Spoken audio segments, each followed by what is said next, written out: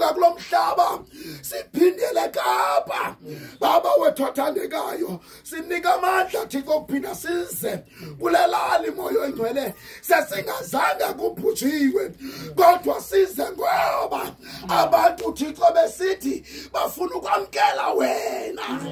baba wethu siyathandaza ke Thixo siyathandaza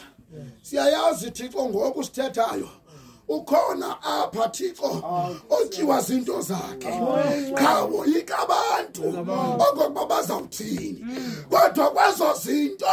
zimtyayo moyo oyingcwele makucace okokuba ebeke wafumana umoya wakho oyingcwele ngokubakho kwethu apha baba wethu othandekayo ikhaya lokufekisa otata omama bonke Thixo kawubahlanganise moyo oyingcwele ubenze babe bhantilinye